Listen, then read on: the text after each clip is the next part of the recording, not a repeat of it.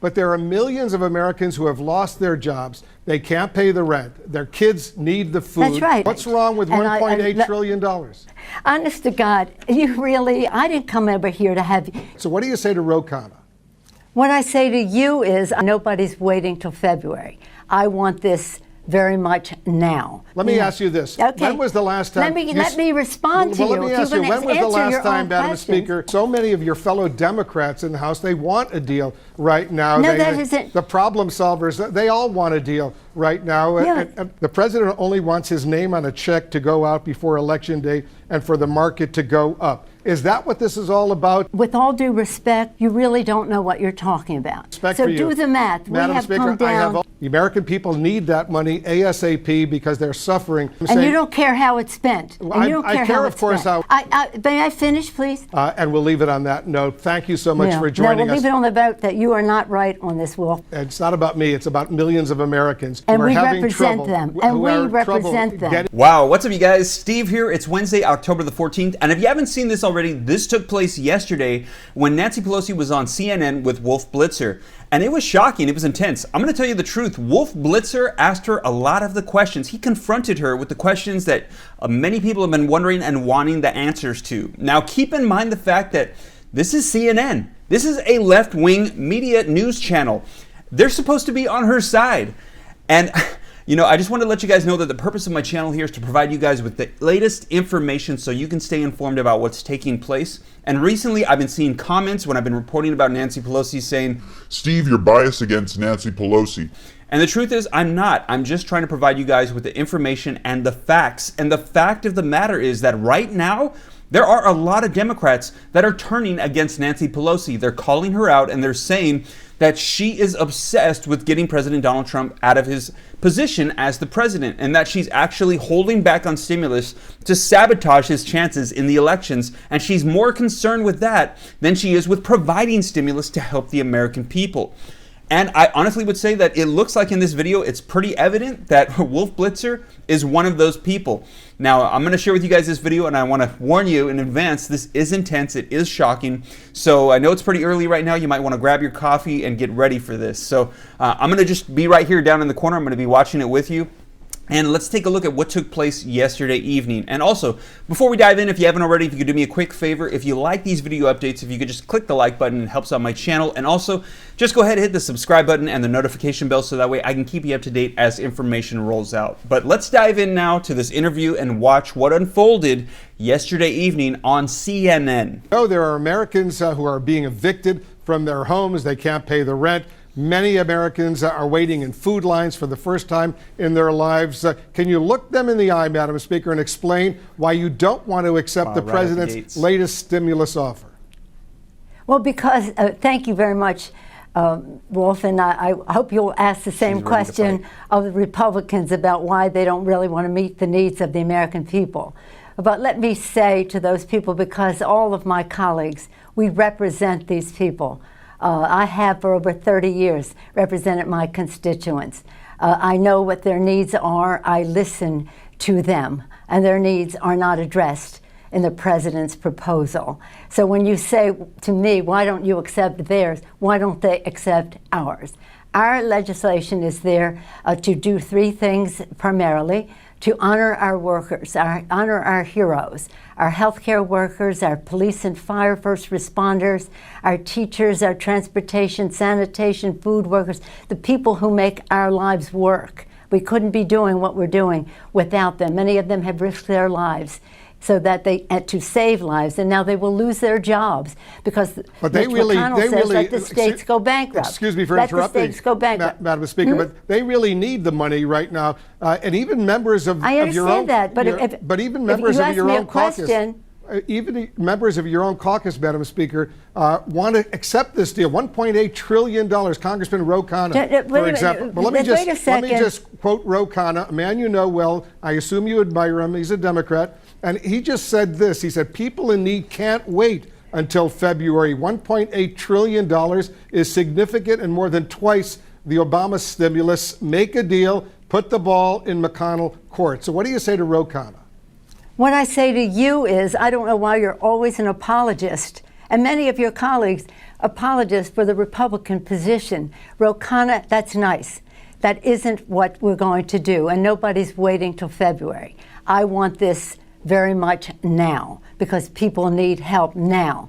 But it's no use giving them a false thing just because the president wants to put a check with his name on it in the mail, that we should not be doing all we can to help people pay the rent, put food on the table, to enhance benefits, that they don't lose their jobs if they're state and local, we're talking about the consequences of a pandemic, that the symptoms of a problem that the president refuses to address. But you know, and that is the coronavirus. We know that is we the know coronavirus. The problem out there, but there are millions of Americans who have lost their jobs. They can't pay the rent. Their kids need the food. That's right, and that's what we're trying to get done. $1.8 trillion, and the president just tweeted, stimulus, go big or go home. He wants even more right now, so why not work out a deal with him, and don't let the perfect, as they say here in Washington, be the enemy of the good. Well, I will not let the wrong be the enemy of the right. What's wrong with $1.8 trillion? You know what? Do you have any idea what the difference is between the spending that they have in their bill and that we have in our bill? Do you realize that they have come back and said all these things for child tax credits and earned income tax credits, or helping people who have lost their jobs, are eliminated in their bill? Do you realize they pay no respect to the fact that child care is very important for people whose children cannot go to school because they're doing remote learning, and yet they minimize the need for child care, which is the threshold with which people, mothers and fathers, can go to work if they have that? Do you have any idea of how that's precisely why, Madam Speaker, short they're concerned? That's why it's so important right now. Yesterday I spoke to Andrew Yang, who says the same thing. It's not everything you want, but you know what? There's a lot there. Honest to God, you really, I can't get over it, because Andrew Yang, he's lovely. Ro Khanna, he's lovely. They are not negotiating this situation. They have no idea of the particulars. They have no idea of what the language is here. I didn't come over here to have, so you're the apologist for the Obama, excuse me. God forbid. Madam Speaker, I'm not an apologist. I'm asking you serious questions because so many people are in desperate need right now. Let me ask you this. Okay. When was the last time? Let me respond to you. Let me ask you, when was the last time, Madam Speaker, when was the last time you spoke with the president about this?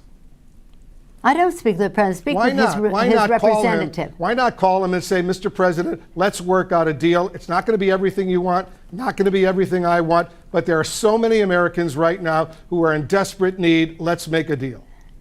What makes me amused, if it weren't so sad, is how you all think that you know more about the suffering of the American people than those of us who are elected by them to represent them at that table.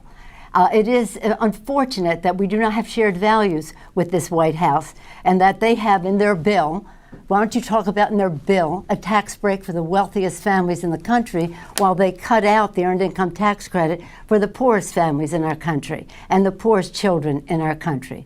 That we have to fight with them to get them to address the coronavirus crisis, because they have said it was a hoax, it was magical, it was a miracle, it was going to cure it. It hasn't. And that's why we find ourselves in this situation. I feel very confident about the knowledge that I bring to this, but more importantly, the knowledge that my chairs, our chairs of jurisdiction, science-based, academically documented, institutionally suggested in terms of what the cost would be to do it, and to do it that way. And about, we talk about child care, yes. We talk about safety in the workplace. Safety in the workplace, that's a very important issue, especially in the time of the pandemic. So what I say to those people is, we're going to get a deal. And when we do, it will be retroactive. It will be retroactive. Here's what you wrote in a letter to House Democrats, Madam Speaker, and I ask these questions only, as you know, so many millions of Americans are suffering right now. Well, you quote two people who know nothing about the agreement. Well, there is no agreement, but what the suggestions are, as if there's some authority on the subject. Please give equal weight to 12 to all of the chairmen on the committee who have written this bill. But so many of your fellow Democrats in the House, they want a deal right now. No, that isn't. The problem solvers, they all want a deal right now. Yeah. And here's what they're complaining about, because you wrote a letter to House Democrats and you said this. Let me read a line from the letter you wrote. The president only wants his name on a check to go out before Election Day and for the market to go up. Is that what this is all about? Not allow the president to take credit if there's a deal that will help millions of Americans right now? He's not that important. But let me say this. With all due respect, and you know we've known each other a long time, you really don't know what you're talking about. If the plural of anecdote is not data. Yes, there's some people who said this or that. Overwhelmingly, my caucus wants what is right for the American people. Overwhelmingly, our chairman who wrote the bill, read their statements. They all put out their own statements when they saw what the White House was proposing. So do a service to the issue and have some level of respect for the people who have worked on these issues, written the bill to begin with. Now, let me just say this in terms of the numbers. I want people to do the math.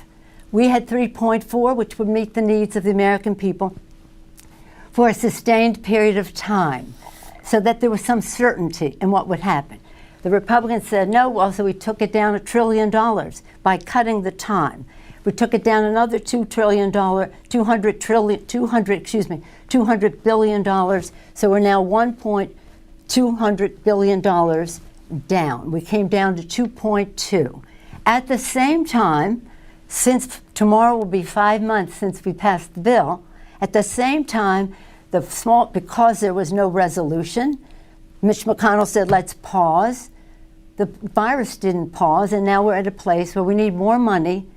We need more money for PPP, for our small businesses. We need more money for our airlines. We need more money for our schools. So we have absorbed nearly $500 billion more of expenses still within the 2.2. I understand all of that, and I have only the greatest respect for you. So do the math. Madam Speaker, I have only the greatest respect for you.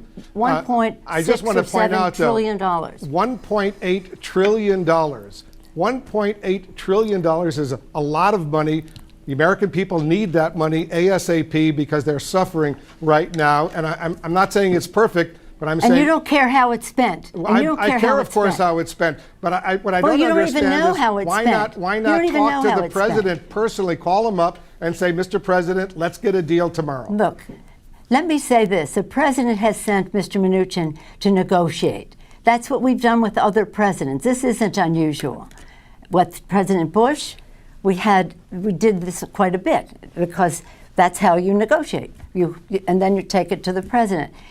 Mr. Mnuchin, I think he has integrity representing his position. May I finish, please?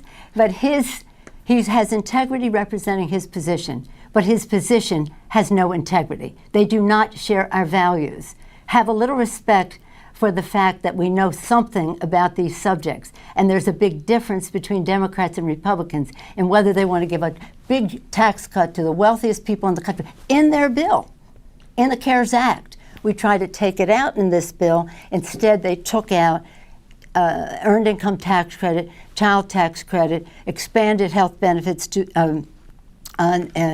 UI benefits to the extent that it was agreed to before. Right. So this is, I have every confidence in what and the arguments that we make because it's based on science and documentation. Our chairs know their stuff. They know what they're doing, with all due respect to the kind of people you were referencing. And I welcome their enthusiasm. I welcome their interest. I welcome their originality of their thinking. But the fact is, we have a responsibility to meet the needs of the American people in a retroactive way, so they're not at a total loss. They are at a loss because the president has ignored the virus. I wish he would spend time on the fact that if he had not ignored the virus, we wouldn't be in the position we're in, but we are. And let me say about that also, I hope that, I'm pleased that these pharmaceutical companies are taking the responsible position to halt and hopefully then resume.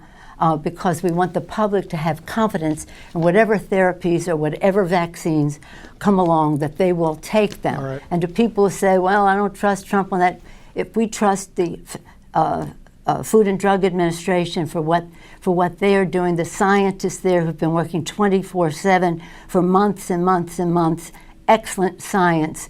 The science should call the shot, and when they do, we should all trust it. And let's hope they get more treatments. Let's hope they get a vaccine. And Madam Speaker, Yes. I certainly respect you, but I also respect Ro Khanna. I respect Andrew Yang. I respect members of the Democrats who are members of the problem solvers. They want a deal because so many people right now well, are the problem suffering. solvers, by the way, don't have any earned income tax credit or child tax credit in their proposal either. But let's not go into that. Yeah, you we've gone evidently through do that. not respect the chairman of the committees who wrote these bills. I respect and all I of wish you. you would respect the knowledge that goes into getting meeting the needs of the American Look at him. people. He's not letting But her go. again, you've been on a jag defending the He's got more. administration all this time with no knowledge of the difference between our two bills. And I thank you for giving me the opportunity to say that to you in All right, person. Madam Speaker, virtually. these are incredibly difficult times right now, and we'll leave it on that note. Thank you so much for joining we'll us. leave it on the vote that you are not right on this, Wolf, and I hate to say that to All you. right.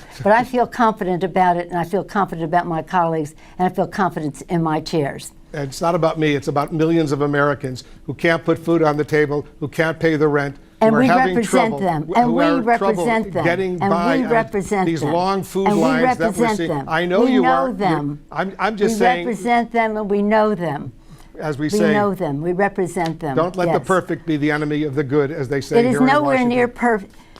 Madam Speaker. Always the case, but we're not even close to the good. All right, let's see what happens, because every day is critically, critically important. Well, you guys, that is what unfolded yesterday evening on CNN when Wolf Blitzer confronted Nancy Pelosi. So as more information rolls out with the stimulus, unemployment, or any of the provisions that are expected to come out, I'll be sure to share it here on my channel. And if you guys like that, if you haven't already, if you could do me a quick favor, just click the like button. It helps out my channel. Thank you so much. And also, if you'd like to stay up to date on everything rolling out, once again, be sure to click the subscribe button and the notification bell, so that way as soon as I upload these videos, you can be notified right away.